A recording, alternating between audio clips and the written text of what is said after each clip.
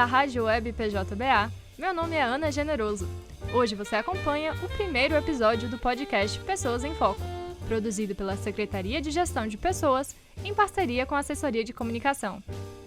O objetivo do podcast Pessoas em Foco é apresentar aos integrantes do PJBA um pouco sobre a vida e a história de vida dos servidores. Então, se você deseja participar, envie uma mensagem para o nosso WhatsApp. Anota aí, 71-9959-6853. Repetindo, 71-9959-6853. Nossa primeira convidada é a servidora Leonice Santos Salgado. Bem-vinda, Leonice. Tudo bem? Tudo bem. Eu fiquei sabendo da última vez que a gente conversou que você é torcedora do Bahia, torcedora ávida do Bahia. Exatamente. Você tem alguma experiência legal que você possa trazer assim pra gente? Alguma lembrança legal de ser torcedora, de estar no campo, de estar assistindo um jogo? Eu tenho várias, né? Tenho várias porque eu sou uma pessoa assídua aos estádios, eu frequento realmente. Fui conselheira do Bahia durante 4 anos, 2 gestões na realidade. A do presidente Fernando Schmidt, né, que já até faleceu, e a do presidente Marcelo Santana, que foi exatamente o momento da intervenção, em que houve intervenção por parte da torcida do Bahia e conseguimos a intervenção judicial aqui no tribunal. Então, o presidente Marcelo Guimarães, o anterior, foi afastado e eu entrei exatamente nesse momento, né? Uhum. Eleita pelo torcedor, sócia do Bahia, eleita pelo torcedor e entrei através da RT, né? Revolução Tricolor, o grupo Revolução Tricolor. Sim. Né? Que era quem apoiava os 2 presidentes, tanto o Fernando Schmidt como o Marcelo Santana. E como é ser mulher envolvida assim de uma forma tão intensa no futebol? Olha, para eu que comecei desde a minha infância, muitos anos atrás, eu com 6 anos eu já estava no estádio. Naquela época não tinha muitas mulheres, não. Uhum. Eram poucas. A grande maioria era homem. Inclusive, as mulheres tinham até vergonha de ir para o estádio, né? Porque os homens olhavam de uma forma diferente. Infelizmente, é a verdade. E no início, quando era pequenininha, era painho que levava a gente. Por incrível que pareça, os 2 filhos homens dele não gostam muito de futebol. Quem gosta são as meninas. Uhum. Ele tem 5 meninas. E aí ele levava a gente. Como ele era auditor e viajava muito, às vezes minha irmã mais velha levava as outras. E isso era estranho naquela época. Exatamente. A gente sentava junto da Polvão, né? A Polvão antiga. E era uma coisa bastante interessante, mas eu me envolvia muito desde criança, que eu sou apaixonada pelo Bahia, apaixonada por futebol. E foram situações assim, inúmeras situações interessantíssimas durante toda a minha vida no futebol, né? Agora, várias coisas marcaram, até recentemente, há 1 ano atrás, discussão que eu tive com Belitani, mas isso não veio um caso. Mas é um fato, né? Sim, sim. Mas esse momento da intervenção foi muito bom, porque a gente realmente marcou, né? Foi o primeiro, aliás, o Bahia foi o primeiro campeão brasileiro, o primeiro time brasileiro a participar da Libertadores das Américas e foi o primeiro clube brasileiro a ter intervenção judicial e ser realmente comandado pela torcida, né? Que é eleito pela torcida. Foi o primeiro. E não poderia deixar de ser diferente, né? Uhum. E esse momento foi muito importante para mim, porque hoje agora meu nome está lá gravado, né? Na Fonte CT, Nova? não, CT Tricolor, sim. no nosso CT de Dias Dávila. Tá lá a placa, né? De granito com meu nome, com o nome dos conselheiros da virada. Então, isso é interessante. Inclusive, teve gente aqui que viu e ficou muito orgulhoso. Inclusive, o rapaz o chefe da segurança, foi meu estagiário. Tem muitos anos aqui. E eu fiquei tão orgulhoso. Deve ter ficado surpreendido demais. Uma homenagem muito bonita. De ver o nome da senhora lá, fiquei tão orgulhoso. Então, isso é uma coisa que marcou, né? Uhum. E tantas outras coisas que a gente passa no futebol que realmente é emocionante, né? É um esporte que anima muito os corações, não é? Com certeza. Eu acho que é o esporte do brasileiro. Com certeza. Gente, Leonice trabalha no PJBA há 36 anos, desde 1986. E você entrou no setor financeiro, não é isso? Exatamente. Desde o início eu entrei no financeiro porque eu era novinha ainda. A gente chega para cá muito novo, né? Pelo menos o grupo de antigamente. E aí, o que é que acontece? Eu não tinha passado no vestibular ainda. E passei no vestibular.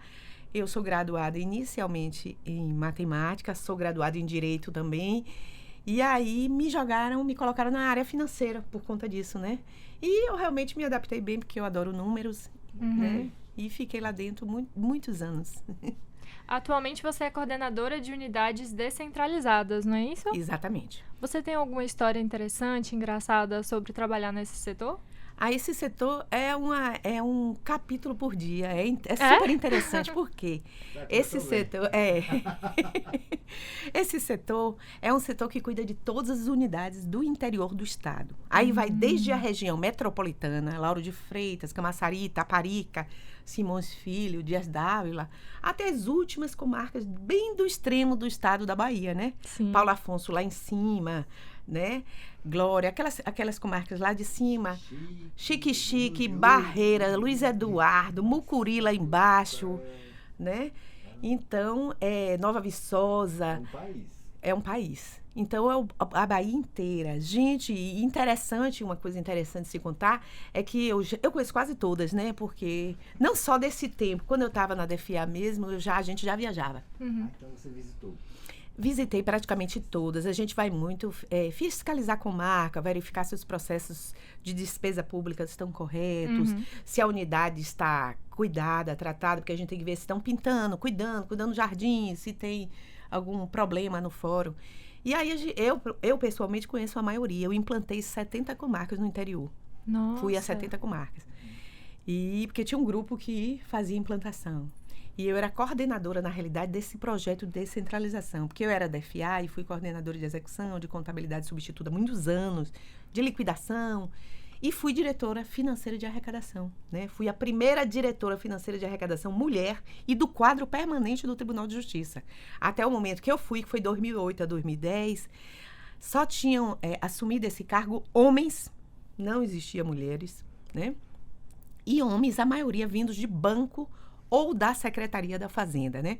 Então, eu fui a primeira, realmente fui pioneira. Efetiva, né? E tive todo o apoio do pessoal que trabalhava comigo. Na época, a gente tinha 110 servidores da casa, fora os servidores terceirizados, estagiários, exatamente. Então, você continua viajando bastante para o interior? Continuo. Esses 2 anos a gente parou por conta da pandemia, né? Que estava um pouco perigoso, e a gente vai retornar agora. Já foi cobrado, inclusive, pela administração, porque, na realidade, esses 2 anos a gente não fiscalizou nada. Realmente foi uma quantidade menor de processos nas comarcas, né? Sim. Porque alguns estavam de casa, teletrabalho, mas houveram muitas necessidades e acontecimentos, assim... Isso durante a pandemia? Durante a pandemia. Foi bastante estressante a pandemia para esse setor. Porque foi um setor que não parou, independentemente de terem serventuários de casa, de terem magistrados no teletrabalho, mas a gente teve que ficar presencial. Nós ficamos, aqui o tribunal quase que vazio, dava para você gritar e cantar no corredor, porque realmente não tinha ninguém. Sim. Mas a gente foi obrigada a ficar, até porque dificultou de casa. Algumas coisas dava para se fazer de casa. Por exemplo, os processos do SIGA eu consigo fazer de casa, e-mail, essas coisas. Mas a gente tinha que acionar muitos setores, que a maioria estavam de casa, mas a gente tinha que acionar setores para a liberação de verba de recurso, por exemplo, a CEPLAN, a gente às vezes precisava do financeiro, da contabilidade, da COF, e aí realmente dificultou muito. A gente precisava do pessoal da segurança, do GSI, Gabinete de Segurança Institucional, principalmente no momento do arrombamento. Sim. Porque nós somos as primeiras pessoas a serem acionadas sempre que ocorre qualquer coisa nas unidades, pela nossa ligação com os serventuários, com a atividade, né? E aí procurava a gente e às vezes de casa, às vezes até telefone não pega direito. É complicado. É bastante complicado. Sim, com certeza. São as questões do teletrabalho, né? Que todo mundo teve que enfrentar. Algumas dificuldades. Sim, com certeza.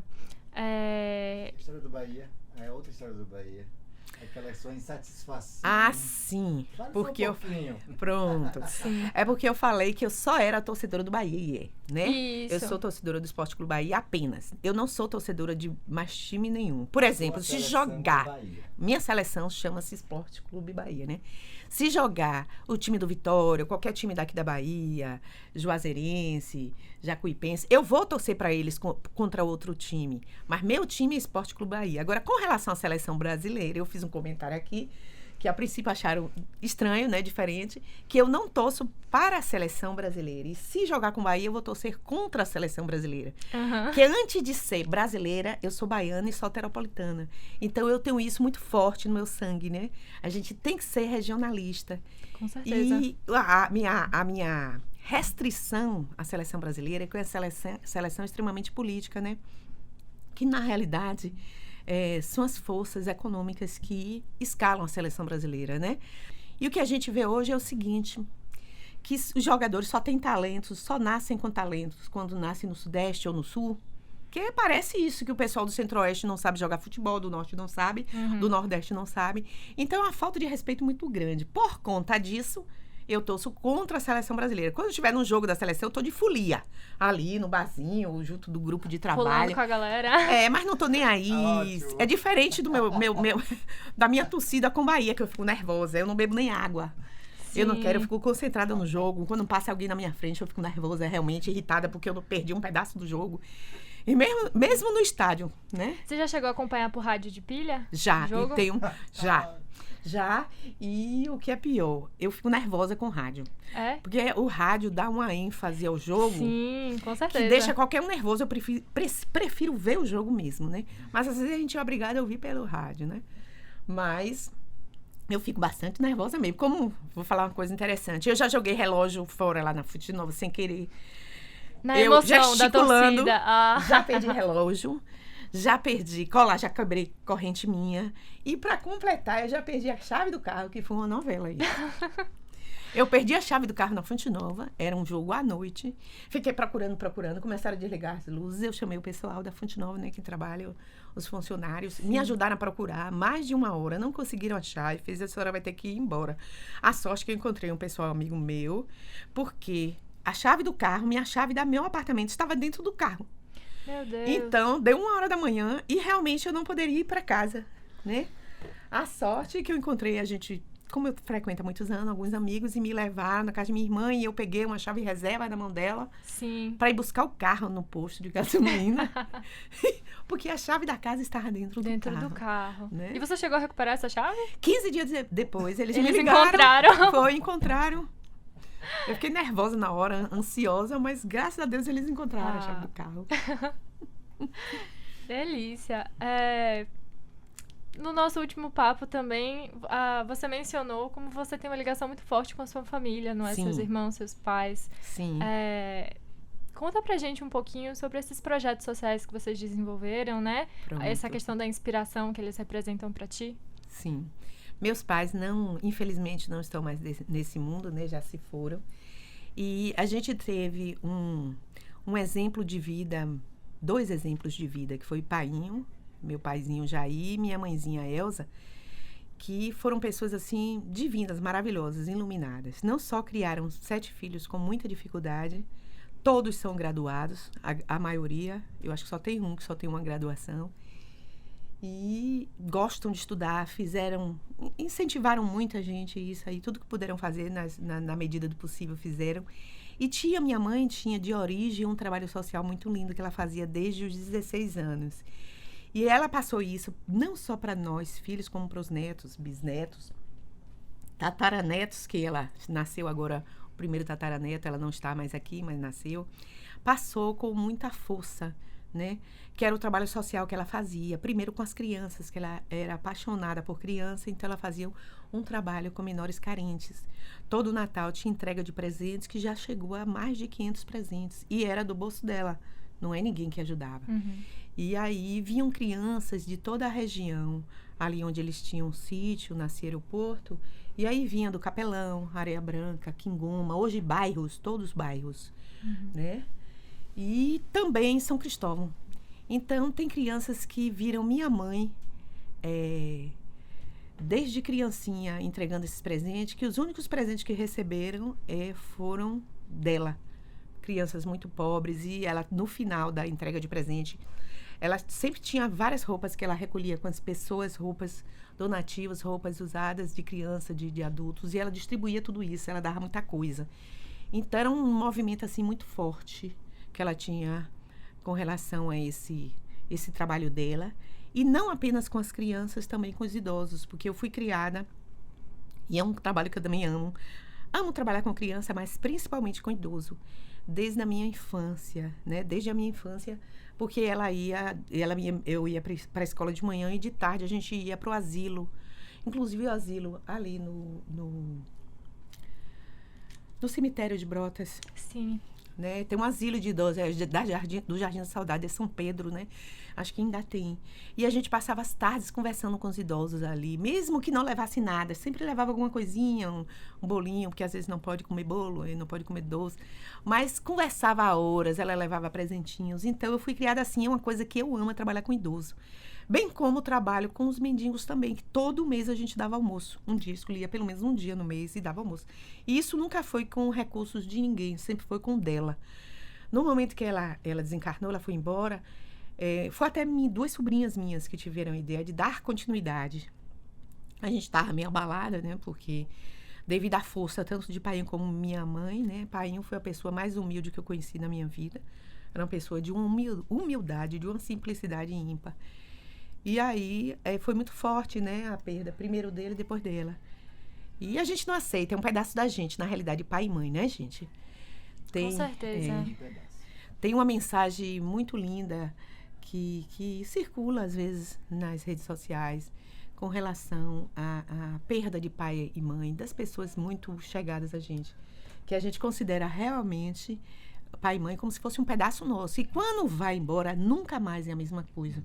Porque eles levam de nós um pedaço. É lógico que eles deixam um exemplo de vida, eles deixam o carinho, o amor, como se estivessem realmente ali presente, mas, no fundo, fica um vazio. Um Sim, espaço que era saudade, deles e né? que ninguém, uma saudade muito forte, e um espaço que era deles e que ninguém consegue preencher. A mesma coisa dizem que é com filho, né? Que deve ser muito difícil também. Mas pai e mãe é exemplo de vida. É quem nos ensinou, com eles que a gente aprendeu a andar, a falar, a comer, a se vestir, a tudo, né? Todos os princípios, todos os valores que a gente tem, né? A grande maioria vem dos pais, né? Então, eu tenho esse exemplo de vida e espero continuar. Fiquei muito chateada na pandemia que tivemos que suspender por pedido das minhas irmãs, mas elas têm razão, porque, na realidade, não tinha condição da gente aglomerar pessoas, né? E vai muita gente, porque vai os adultos todos para brincarem. Aí a gente faz jogos, faz brincadeiras, né? E tem vários brinquedos, às vezes a gente aluga os brinquedos, e aí as crianças ficam o dia todo, eles já chegam de manhã e dá 6 horas e o povo não foi. E aí ia aglomerar realmente, e minhas irmãs pediram a suspensão esses 2 anos, né? E esperamos que agora, em 2022, em dezembro, ocorra isso aí, né? Com fé em Deus. Torcemos também, esse é um projeto muito bonito. Obrigado por compartilhar com a gente, por compartilhar suas histórias. Obrigada a você. Suas experiências com o Bahia. E obrigada por estar aqui no Pessoas em Foco com a gente. Agradecemos muito. Agradecemos muito. Eu é que agradeço, né? Primeiro, falar que essa iniciativa é bastante interessante e que eu, como vocês me pediram para eu dar sugestões, vou relacionar algumas pessoas do estado todo, tanto da capital como do interior, porque eu tenho uma ligação muito forte, né, há muitos anos. Porque eu fui coordenadora desse projeto em 2002, quando começou, há 18 anos. Quer dizer, 18 agora não, 2002, vai fazer 20 anos. Eu fui coordenadora do projeto. E daquela época, da coordenação do projeto, só se encontra aqui eu e a Taíde, que é auditor. Na realidade, quem não se aposentou não era da casa, foi embora. Então, eu fui chamada para coordenar esse setor, a descentralização, por conta de ter participado da descentralização na época. E fui eu que indiquei pessoas para viajarem, para dar treinamento comigo, para implantar essas comarcas. Implantei 70, mas foram implantadas quase 200. Na realidade, 193. E as últimas 9 vão ser implantadas agora, nos próximos 2 meses. Então, eu tenho um carinho muito grande com o pessoal do interior. É uma coisa positiva o que você perguntou, Ana. Ana e Marcos. Me perguntaram se tem recordações, lembranças, coisas maravilhosas, porque quando a gente vai para o interior, eu sou meio estressada, assim, para cumprimento de prazo, de tarefa, e a gente vai com o número de comarcas certinhas que tem que olhar. O pessoal da CDS, quando vai nas comarcas, a gente tenta olhar, no mínimo, os 2 últimos anos. Então, a gente olha do primeiro ao último processo. Aí tem comarca que tem 100 processos, 200 processos. E um processo de despesa pública envolve muito conhecimento, envolve muita teoria, porque vai desde a formalização do processo em si, né, de um processo administrativo, até toda a parte licitatória do processo, orçamentária, de execução orçamentária, de finanças públicas, contabilidade pública, né? E aí, todos os tributos, a gente tem que olhar tudo, tem que orientar. Então, eu sou meio estressada, já saí de fora 11 horas da noite, meia-noite, 1 hora da manhã, o povo reclamando, mas eu lá, né? Mas, por outro lado, a gente faz muitas amizades. Então, eu posso dizer que eu tenho amigos em todas as comarcas do interior do estado da Bahia. Tanto que eu não vou citar nome de ninguém. Vou fazer questão de dizer isso aqui. Porque se eu citar de um, vai dar ciúme se eu não citar de outra comarca. Portanto, eu estou me referindo a todas de uma maneira geral, né? Porque como eu sou professora há mais de 30 anos também, e já dei curso a mais de 3.000 serventuários e vários magistrados. Só no ano passado foram 98 magistrados, novos magistrados, que eu dei curso em janeiro e agosto. Então, eu não quero ser injusta com ninguém, esquecer de alguém, porque eu amo todo mundo. Então, eu não vou citar nome de ninguém. Mas a gente faz uma relação de amizade muito forte, de conhecer a família deles, de participar da vida deles, o dia a dia, entendeu? Dos momentos bons, positivos e dos momentos tristes também, né? Então, isso é importante nesse setor, na CDS, que eles têm esse carinho, existe essa reciprocidade, não apenas comigo, mas com as pessoas do setor, do meu setor, Sandra, Gesso, entendeu? Solange, todos de uma maneira geral, porque cada um faz um pedacinho, né? Marta, Zirlei, Valquimar, Mila, Jones, Vinícius, Marco Antônio, que é o nosso arquiteto. Então, Dinalva chegando aí agora, Ana Cecília, que já chegou entrosada. Então, nós temos, a Alanis, Alice, não posso esquecer de ninguém, viu, gente? Senão eu vou apanhar. Então, a gente tem isso com eles, porque a gente é o dia a dia deles. Às vezes, o pessoal liga para falar dos problemas deles no interior. Às vezes, com tempo no telefone. Então, só para conversar, né? Só para conversar. Então, isso aí são experiências super positivas, de movimento. A gente já foi até para circo no interior, no final de semana, quando a gente ficava lá, entendeu? Sim. Então, é muito interessante, é muito prazeroso isso aí. É uma troca humana, né? Realmente. Exatamente. Muito bonito. Só para lembrar vocês, né, ouvintes do Pessoas em Foco, se você deseja participar, pode enviar uma mensagem para o nosso WhatsApp. Anota aí, 71-9959-6853. Repetindo, 71-9959-6853. Leonice, mais uma vez, muito obrigada. Até a próxima. Obrigada a vocês. Obrigada, Marcos. Obrigada a Ana. Obrigada a Sara. Obrigada, Débora. Todos que participaram. Todo mundo aqui do estúdio, gente. Vocês precisam participar. E a gente tem que valorizar isso mesmo. O ser humano, o servidor, o magistrado. Todos de uma maneira geral. Eu que agradeço.